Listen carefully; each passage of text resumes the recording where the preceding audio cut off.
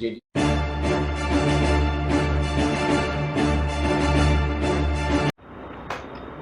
नमस्कार। लखनऊ में बहुप्रतीक्षित उत्तर भारत की सबसे बड़ी मॉल प्रारंभ हो गई है और इसके प्रारंभ होने के तुरंत बाद ही यह विवादों में भी घिर गई और विवाद ही प्रारंभ हो गए हैं। आइए समझते हैं कि क्या है मामला और क्यों विवाद आ रहे हैं। लुलु मॉल लखनऊ में सुशांत गोल्फ सिटी में बहुत ही प्राइम लोकेशन पर बनाई गई है और 11 एकड़ में फैली ये इमारत बहुत बड़ी है मॉल, और इसमें कहा जाता है देश विदेश के बहुत सारे नामी गिरामी ब्रांड उपलब्ध हैं। इसका विधिवत शुभारंभ 11 जुलाई को किया गया, जिसे मुख्यमंत्री योगी आदित्यनाथ ने इसका शुभारंभ किया और उनके साथ दोनों उप मुख्यमंत्री ब्रजेश पाठक और केशव मौर्य भी थे। एक उनके अन्य कैबिनेट मंत्री नंद गोपाल नंदी जो औद्योगिक विकास मंत्री हैं वो भी उसमें थे। और उसके एक दिन पहले दैनिक जागरण के लखनऊ संस्करण में एक पेज का विज्ञापन प्रकाशित हुआ था, जिसमें मुख्यमंत्री, उनके दोनों उप मुख्यमंत्रियों और केंद्र के रक्षा मंत्री राजनाथ सिंह की फ़ोटो और शुभारंभ करने का विवरण दिया गया था। उस विज्ञापन देख के ऐसा लग रहा था कि इसे बहुत यादगार पल बनाया जा रहा है और यह बहुत स्वाभाविक था कि उत्तर भारत की सबसे बड़ी मॉल है और जो इसके मालिक हैं यूसुफ अली, उन्होंने हर जगह जो भी मॉल का शुभारंभ किया है पूरे तामझाम के साथ किया है। और ठीक है, जब इतना बड़ा निवेश कर रहे हैं वो, इसकी लागत लगभग 2000 करोड़ से ऊपर बताई जाती है। तो जब इतना बड़ा निवेश कर रहे हैं तो स्वाभाविक था ऐसा करना कि ये जो है हाईलाइट हो मीडिया में और सरकार भी इसे समझे कि यहाँ पे क्या हो रहा है। ये मॉल अगले दिन से, यानी शुभारंभ के दिन तो जनता के लिए बंद थी, अगले दिन से ये जनता के लिए खोली गई। और इत्तेफाक से मैं लखनऊ में था, मैंने भी सोचा कि जिस दिन से जनता का प्रवेश है उस दिन बहुत से लोग नहीं जाएंगे क्योंकि उनको सूचना नहीं मिल पाएगी। और मैं भी गया तो वहाँ पे इतनी भीड़ थी कि अंदर घूम पाना भी बहुत मुश्किल था, जबकि मैं बहुत ही ऑड आवर में दोपहर में गया हुआ था। तो इसके बाद में 1-2 दिन बाद में ही एक वीडियो वायरल हुआ जिसमें कुछ लोग, मार्केटिंग एरिना है जो एरिया जहाँ से एंट्रेंस है लोग जाते हैं, वहाँ पर कुछ लोग नमाज़ पढ़ रहे हैं और ये 1 या 2 नहीं, काफ़ी लोग हैं। और जो कई वीडियो वायरल हुए अगर उनको देखा जाए तो पहले एक ने शुरुआत की, दूसरा आया, तीसरा आया और इस तरीके से नंबर बढ़ता चला गया और वहाँ पर नमाज़ हुई। इस नमाज का वीडियो वायरल होने के बाद ट्विटर पे ट्रेंड होने लगा कि ये लुलु मॉल है या लुलु मॉस्क, और अगर उन्होंने यहाँ पे नमाज़ प्रारंभ कर दी है तो हम लोग भी हनुमान चालीसा पढ़ेंगे या सुंदरकांड का पाठ करेंगे। और हिंदू संगठन कई सामने आ गए, उसमें हिंदू महासभा के एक स्थानीय बड़े पदाधिकारी हैं, उन्होंने कहा, टाइम और डेट दे दी कि फ़लाँ तिथि को हम इतने बजे सुंदरकांड का पाठ करेंगे। पुलिस हरकत में आई और तब जाके छानबीन हुई। लुलु मॉल के प्रबंधन ने कहा कि नहीं, ये हमारे कर्मचारी नहीं थे, पता नहीं कौन है। उनके सबके विरुद्ध FIR लॉन्च की गई, प्राथमिकी पुलिस में दर्ज हो गई अज्ञात लोगों के ख़िलाफ़। और इसके बाद जो हिंदू महासभा के पदाधिकारी थे उनसे मिलकर लुलु मॉल प्रबंधन ने अपनी स्थिति स्पष्ट की और उनसे संतुष्ट होने के बाद में जो पदाधिकारी थे उन्होंने अपना सुंदरकांड और हनुमान चालीसा का पाठ रद्द कर दिया कार्यक्रम। लेकिन इतना सब होने के बाद भी कुछ लोग मॉल में पहुंच ही गए, जिनको पुलिस ने गिरफ्तार किया, जेल भेज दिया। तो जो संगठन इसकी कॉल दे रहे थे उन्होंने अपनी कॉल वापस ले ली, लेकिन जो लोग पहुंचे उनको पुलिस ने जेल भेज दिया। और इसके बाद में एक नया विवाद सामने आ गया जिसमें संत महात्मा भी आ गए सामने। लोगों ने कहा कि लुलु मॉल में जो स्टाफ इनका रिक्रूट किया गया है वो 80% पुरुष और 20% महिलाएं हैं। पुरुष सारे के सारे मुस्लिम हैं, मीन्स लड़के जितने भी हैं वो सब मुस्लिम रखे गए हैं और लड़कियां सारी हिंदू रखी गई हैं। तो इसलिए लव जिहाद का अड्डा है और ये भी सुर्खियां बटोरने लगा। और जब ये मामला काफ़ी हाईलाइट हुआ, कई लोगों ने प्रबंधन से इसमें स्पष्टीकरण देने की मांग की, लेकिन प्रबंधन ने स्वयं आगे आकर इसमें कुछ नहीं कहा। उन्होंने एक सूची जो एक हिंदू महासभा के पदाधिकारी थे उनको सौंपी।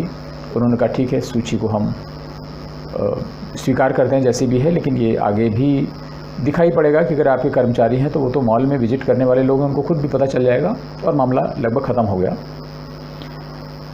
और जब लोगों ने पूछा लुलु मॉल के प्रबंधन से कि भाई ये क्या स्थिति है, इसमें कैसे 80-20 का मामला आया है, तो उन्होंने कहा नहीं ये 80-20 का मामला नहीं है और हमने सूची दिखा दी है, सब मामला ख़त्म हो गया है। वहीं इनका जो हाइपर स्टोर है उसकी प्रबंधक एक मुस्लिम हैं, उन्होंने बयान ज़रूर दिया, मीडिया को बताया कि हमारा जो रिक्रूटमेंट हुआ है वो उसका विज्ञापन अखबारों में प्रकाशित किया गया था और ये वॉक-इन इंटरव्यू था और उसके द्वारा लोगों को लिया गया है। पूरी पॉलिसी का, नीति का पालन किया गया है, इसमें कोई भी भेदभाव नहीं बरता गया और हम किसी भी वर्ग विशेष से रिक्रूटमेंट नहीं करते हैं। तो वॉक-इन इंटरव्यू क्या होता है? वॉक-इन इंटरव्यू में लोगों को पहले से अप्लाई नहीं करना पड़ता है, अपना रिज्यूम लेकर पहुंचते हैं और सीधे इंटरव्यू होता है, उसी समय अपना रिज्यूम हैंडओवर कर देते हैं और अगर उनका सिलेक्शन हो जाता है तो उस रिज्यूम का डेटा जो उस ऑर्गेनाइजेशन के मास्टर डेटा में शामिल कर लिया जाता है और बस इतना सा मामला रहता है और फिर वो कर्मचारी काम करना शुरू कर देता है। इस तरह का काम यहाँ भी हुआ होगा, लेकिन उन्होंने इसमें डेटा देने से असमर्थता इसलिए जताई कि उनके पास इस तरह का डेटा उपलब्ध नहीं है, लेकिन ऐसा मुश्किल है, डेटा तो उपलब्ध होगा और स्वाभाविक है हर आम खास को वो डेटा क्यों देंगे। लेकिन ये मामला बंद नहीं हुआ, अभी 80-20 का मामला जारी है और इसके बाद में जब ये स्पष्टीकरण माल प्रबंधन नहीं दे पाया, संतुष्ट नहीं कर पाया लोगों को, तो बाइकाट लुलु मॉल ट्रेंड करने लगा और बाइकाट लुलु मॉल के बाद में स्थितियाँ थोड़ा सा जटिल होती गईं और अभी हाल ही में 2 लोग वहाँ पर गए और उन्होंने हनुमान चालीसा का पाठ किया भी। इसके बाद में फिर मामला सुर्खियाँ बटोरने लगा और आज शायद जो पुलिस का शीर्ष प्रबंधन है, जो बड़े पुलिस अधिकारी हैं, उन्होंने स्थिति की समीक्षा की और इसके बाद में जो स्थानीय पुलिस अधिकारी थे सुशांत गोल्फ सिटी के, उन सबको हटा दिया गया है क्योंकि उन्होंने शायद बहुत ज़्यादा विवेक का इस्तेमाल नहीं किया। अनावश्यक कई गिरफ्तारियां हो चुकी हैं, जो हिंदू समुदाय के लोग हैं उनमें 24-25 गिरफ्तारियां हो चुकी हैं और नमाज कौन पढ़ रहे थे इसका अभी तक पता नहीं चल पाया है। अब सवाल यह उठता है कि नमाज का मुद्दा तो ख़त्म हो गया, ये प्रश्न चिन्ह ज़रूर छोड़ गया कि जो मॉल का प्रबंधन है उसमें सुरक्षा कर्मचारी हैं और इतने सुरक्षा कर्मचारियों के बीच जो ग्राहकों का क्षेत्र है, जहाँ से ग्राहक घुसते हैं मॉल में, उस एरिया में नमाज कैसे हो पाई? तो ये कुछ न कुछ शिथिलता है सुरक्षा कर्मचारियों की। और अगर ये मान लिया जाए कि ये नमाज पढ़ने वाले लोग मॉल के कर्मचारी नहीं थे तो फिर कौन थे? और एक मनोवैज्ञानिक कारण यह है कि जो बाहर का कोई आदमी मॉल घूमने जाएगा उसकी इतनी हिम्मत नहीं हो सकती है कि वो आए और 1, 2, 4, 10, 12 इकट्ठा होकर नमाज पढ़ने लगे, ये ऐसा हो नहीं सकता है। तो इसलिए थोड़ा सा कहीं ना कहीं गड़बड़ तो नज़र आती है। और जो 80-20 वाला है मामला, उसमें भी कहीं ना कहीं कुछ स्पष्टीकरण की कमी रह गई है और लेकिन फिर भी मेरे पास कोई ऐसा कारण नहीं है, हम लोगों को प्रबंधन की बात पे विश्वास करना चाहिए। जो इसके मालिक हैं यूसुफ अली, वो बहुत मॉल उनके हैं अरब देशों में, ख़ासतौर से यूनाइटेड अरब अमीरात में उनके लगभग 200 से अधिक हाइपर स्टोर हैं और अभी उत्तर प्रदेश में भी प्रयागराज, गोरखपुर जैसे मीन्स क्लास 2 सिटीज़ में भी उनकी जाने की योजना, जहाँ पर वो हाइपर स्टोर खोलने वाले हैं। ये उनके लिए एक बिज़नेस प्रपोजिशन है, उनके लिए एक बिज़नेस का मॉडल है, इसलिए सावधानी बरत रहे होंगे। और इसमें उनकी जो इतना बड़ा उद्योग है उसमें लगभग $4.7 बिलियन उनकी नेटवर्थ बताई जाती है। तो निवेश के हिसाब से उत्तर प्रदेश के लिए अच्छा अवसर है और इसे हमें विवादों में नहीं घसीटना चाहिए अगर सब कुछ सामान्य है। लेकिन ये बात ज़रूर है, अगर हम कहें, अगर हिंदू संगठनों ने ये बात उठाई है तो ये प्रतिक्रिया है, ये क्रिया नहीं है। और इस प्रतिक्रिया के स्वरूप जो इसका परिणाम आया है, कम से कम ये मामला वंस फॉर ऑल सेटल हो गया कि यहाँ पर नमाज नहीं होगी, यहाँ पे पूजा पद्धति नहीं होगी, क्योंकि उत्तर प्रदेश में सार्वजनिक स्थलों पर नमाज या कोई भी पूजा कार्यक्रम की अनुमति नहीं है और यहाँ पर थोड़ा कानून टूटा है। तो हमें लगता है कि ये एक स्पष्टता आ गई।